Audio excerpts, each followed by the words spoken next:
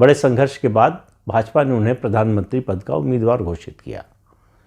लोगों को लग रहा था कि उनकी लोकप्रियता का असर होगा और पश्चिम बंगाल में भारतीय जनता पार्टी बहुत अच्छा करेगी, लेकिन सिर्फ 2 सीटें मिली।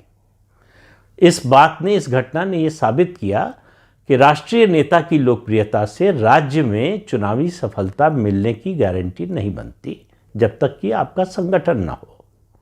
वैसे ही है कि अगर बारिश हो रही है तो बारिश का पानी वही ज़्यादा इकट्ठा कर सकता है जिसके पास बर्तन हो। यही चुनाव के समय होता है। पार्टी का नेता कितना भी लोकप्रिय हो, मैं राष्ट्रीय नेता की बात कर रहा हूँ और राज्य के नेता की भी, अगर संगठन नहीं है, संगठन का आधार नहीं है, संगठन मजबूत नहीं है, तो वो वोट में तब्दील नहीं होता, वोट में नहीं बदलता। वही भारतीय जनता पार्टी के साथ हुआ 2014 में। फिर 2016 का मैंने बताया ही विधानसभा चुनाव, सिर्फ 3 सीटें मिली। उसके बाद आया 2019 का लोकसभा चुनाव।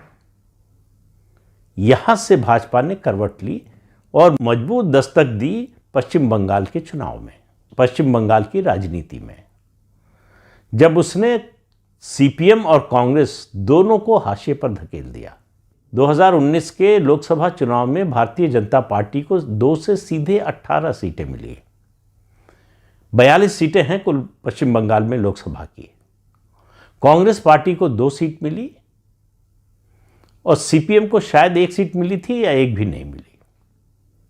बाकी सीटें ममता बनर्जी को मिली। वहां से जो क्रम चला, पश्चिम बंगाल की राजनीति को बीजेपी ने 2 ध्रुवीय बना दिया कि ममता बनर्जी के सामने, उनकी पार्टी तृणमूल कांग्रेस के सामने कोई खड़ा हो सकता है तो वो भारतीय जनता पार्टी है। लेकिन फिर 2021 का विधानसभा चुनाव आया। 2021 के विधानसभा चुनाव में भारतीय जनता पार्टी ने नैरेटिव ऐसा बनाया, और वो नैरेटिव बना था 2019 के लोकसभा चुनाव की जीत या परफॉर्मेंस के आधार पर, उसकी नींव पर, और लग रहा था कि अट्टालिका खड़ी हो जाएगी। अट्टालिका खड़ी तो हुई, लेकिन भाजपा की उम्मीद या भाजपा समर्थकों की उम्मीद के मुताबिक नहीं। 3 से बीजेपी 77 पर पहुंच गई, लेकिन सत्ता से बहुत दूर रह गई। 2019 में उसको 41% वोट मिले थे। ये भाजपा के लिए ऐतिहासिक घटना थी पश्चिम बंगाल की राजनीति में। 2021 में जब उसको अपेक्षित सफलता नहीं मिली, तब भी 38% से 38% से ज़्यादा वोट मिला।